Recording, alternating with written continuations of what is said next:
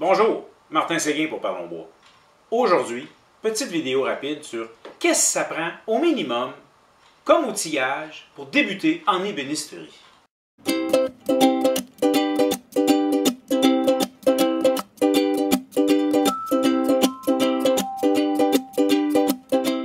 Si vous aimez ce que je fais, je vous invite à vous abonner à ma chaîne YouTube en cliquant sur le bouton s'abonner dans le bas, ainsi que la petite cloche de notification pour être informé de toutes mes nouvelles vidéos. En étant abonné, ça va vous permettre de facilement consulter mes anciennes vidéos. Je vous invite également à vous abonner à ma page Facebook Parlons Bois, à mon compte Instagram Parlons Bois, ainsi qu'au groupe d'entraide Parlons Bois sur Facebook, qui vous permet de montrer ce que vous avez fait, d'aider les autres et de vous faire aider. Sur ce, bonne écoute!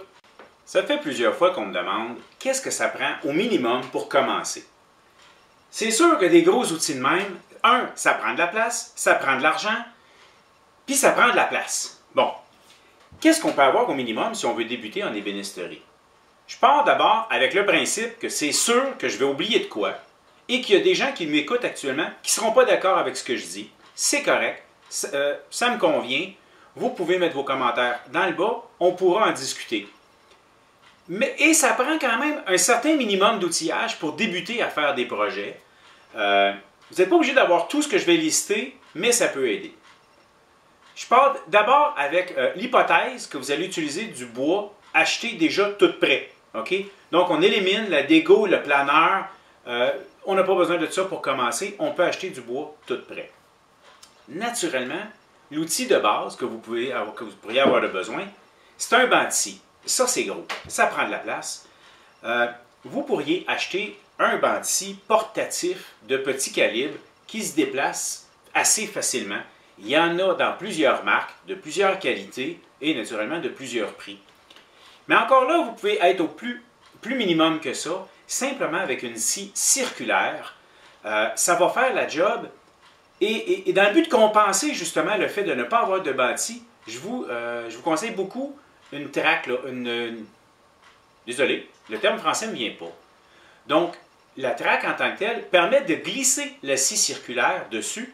Donc, on peut avoir une scie circulaire de base dans les 50 $, mais on peut aussi aller plus haut et avoir une scie circulaire de la compagnie même. Craig en fait un, DeWalt, Makita, toutes les compagnies ont leur scie circulaire sur rail. Voilà le terme. Encore là, je ne suis pas sûr que c'est français. Bref, ça peut très bien faire les coupes, c'est fiable, ça ne prend pas de place, ça peut être dispendieux et ça peut être aussi pas dispendieux. Disons que celle que j'ai qui va sur le rail Craig, c'est vraiment le moins dispendieux dans le lot. Il se vend en 4 ou en 8 pieds de long. C'est la base, j'insiste. C'est avec ça que vous allez préparer, travailler votre bois et le couper. J'ajouterai avec ça une scie à onglet. Parce qu'avec la scie à main, vous allez peut-être avoir de la difficulté à couper avec des angles ou à couper avec des longueurs précises. Surtout des petits morceaux, là, pas très larges, très longs. Donc, je vous conseille une scie à onglet.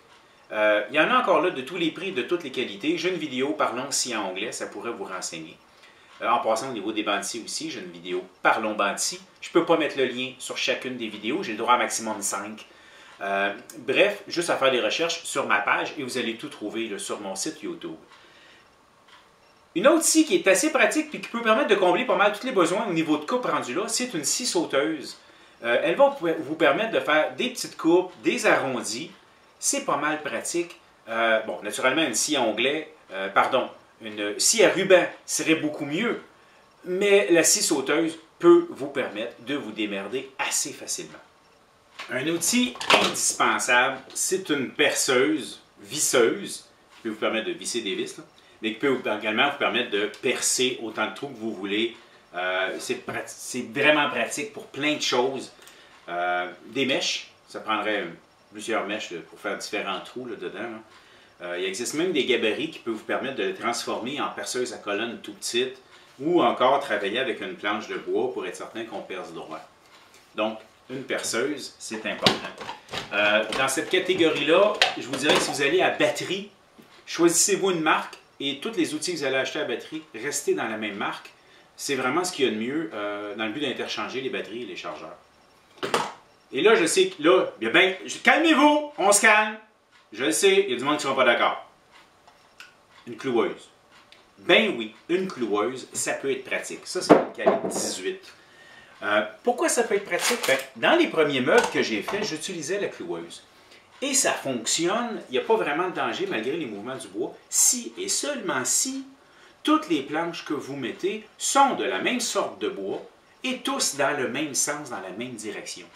J'ai fait une armoire, ma première armoire qui m'a débuté dans le travail du bois, et ça fait plus de 15 ans, elle est encore super solide, aucun dommage, mais toutes les planches sont dans le même sens, c'est collé, cloué, ce qui fait qu'avec les mouvements des saisons, mais tout bouge en même temps, ça fonctionne. C'est pas l'idéal, en théorie on ne devrait pas mettre des clous, mais ça peut être pas mal pratique. Naturellement, à l'air, ben, ça prend un compresseur, puis le compresseur, lui, mais il va être pratique pour plus que ça. Il va vous permettre même de gonfler vos pneus, changer vos pneus, souffler, les cloueuses et plusieurs autres accessoires que vous allez adorer. Vos enfants vont beaucoup apprécier quand vous allez gonfler leur ballon. Malgré que vous allez utiliser du bois déjà tout prêt, c'est possible que vous alliez à le coller ou du moins peut-être à le tailler un peu, le rapetisser. C'est là qu'un rabot peut être pratique.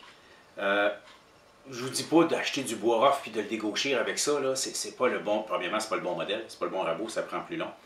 Mais ça peut être parfait là, des fois pour juste enlever une petite épaisseur sur le côté d'une planche.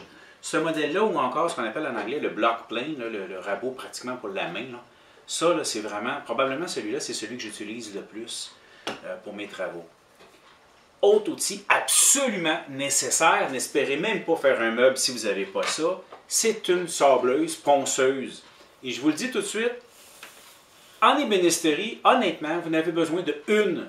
Et c'est une orbitale de 5 pouces, 125, 150, 125 mm. Vous pouvez avoir plus gros, mais la 5 pouces est très polyvalente, des papiers pour toute catégorie. La ponceuse, c'est vraiment obligatoire. Avec le temps, vous allez peut-être vouloir vous en acheter d'autres, de d'autres modèles, pour d'autres utilités. C'est comprenable, mais de base, c'est celle-là. Oubliez les carrés rectangulaires, ça va pas bien. Un outil que moi je considère de base, à cause de son énorme polyvalence, est la toupie, la défonceuse. La toupie, bon, à la main on peut faire des choses, mais sous une table à toupie, ça devient fantastique tout ce qu'on peut faire avec ça. On peut moulurer, on peut faire de la beauté, on peut couper, mettre droit. Bref, une toupie et sa table, c'est fantastique. On peut même faire des rainures avec ça. Je vous suggère de ne pas se faire appeler. Une bonne variété de fer à toupie, de fraises, va vraiment vous permettre de faire à peu près n'importe quoi. Même dégauchir une planche avec un chariot. J'ai une vidéo sur le sujet, comment dégauchir avec une toupie là, à la défonceuse. Vous allez voir, c'est vraiment quelque chose qui est assez complet, qui peut vous permettre de faire beaucoup de choses et peut-être même de vous passer de plusieurs autres outils pour un certain temps. Ensuite, ben, avec la colle, on va vouloir coller des planches, puis ça prend des serres. Les serres, les pompeuses comme ça que j'appelle, peuvent nous permettre de tenir un morceau lorsqu'on travaille, mais pas pour coller, c'est pas assez fort. Si vous voulez avoir assez fort, ça prend soit de la serre en F, comme celle-ci, qui est très puissante, ou encore d'autres modèles, les modèles parallèles, exemple, vont vraiment être bons. Je vous invite à regarder ma vidéo Parlons serre. Je donne beaucoup de détails sur les serres et comment est-ce qu'on devrait s'équiper. Pour le montage du meuble, il y a plusieurs techniques, nonobstant la colle et les clous de tantôt. Là. À un moment donné, il faut aller plus loin que ça. Bien, surtout si vous avez à coller deux planches égales, un système de goujon, une goujonneuse, qui vous permet de travailler avec la perceuse et simplement faire des trous avec des petits goujons, va vous permettre de faire quand même un bon système de fixation. Vous pouvez aller aussi avec le système Craig que je montre dans plusieurs de mes vidéos. N'oubliez pas, le K5 est mieux que le K4. C'est très efficace et c'est pas très dispendieux. Il existe les biscuiteuses. J'aime pas ça. J'aime pas les biscuiteuses, j'en ai déjà jasé. Oui, le système il est bon, mais je trouve qu'il ne me permet pas de travailler d'une manière efficace. C'est mon choix personnel. Le dernier outil que ça vous prend, et non le moindre, parce que vous ne pourrez pas toffer longtemps si vous n'avez pas ça, c'est un aspirateur d'atelier. N'importe quel modèle va faire. Essayez idéalement de travailler branché sur vos outils, ça réduit la poussière. Ça va être pas mal plus efficace. Et bien naturellement, n'oubliez pas, ça prend de la colle. Hein? N'importe quelle colle de menuisier, jaune ou blanche, Il y en a qui vont faire des jobs particuliers pour les planches à découper, j'en parle, mais pour faire un meuble standard, une simple colle de menuisier va très bien faire. Je vous invite d'ailleurs à regarder ma vidéo « Parlons colle à bois ». Il y a quand même certaines spécifications à vérifier.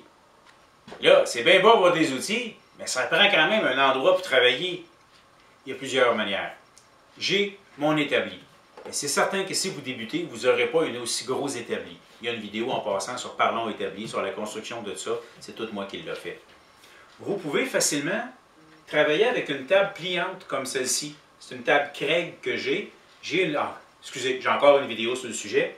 Elle est très pratique pour y fixer différentes choses. Il y a même une vise grippe dessus. Avec le kit Craig, ça travaille très bien. Elle est stable, elle est solide. Mais à mes débuts, bon, elle est entreposée là, je ne veux pas la sortir là. Dans mes vidéos, ce que je fais à la finition, on me voit travailler avec un genre de table. C'est simplement un contreplaqué de 2 pieds par 4 pieds, 60 cm par 120 environ, sous lequel j'ai fixé 2 pattes pliantes. Ce qui me permettait à mes débuts, justement, je l'ouvre, je travaille dessus, puis je la referme. C'est pas hyper solide, mais ça peut être amplement suffisant pour débuter certains travaux. Il ne faut pas se fier dessus pour être parfaitement droit, mais ça travaille quand même assez bien. Et bien voilà, j'ai fait le tour des outils de base si on veut commencer à faire du meuble. Il y en a plus, vous pouvez peut-être vous passer de certains. C'est quelque chose qu'on accumule avec le temps, et par le plus on en a, plus c'est agréable. Tu sais, des fois, un petit toc. N'empêche, j'espère que ça vous a plu, que vous y avez trouvé votre information. Je vous invite à faire une liste de toutes les choses que vous avez peut-être notées dans cette vidéo-là.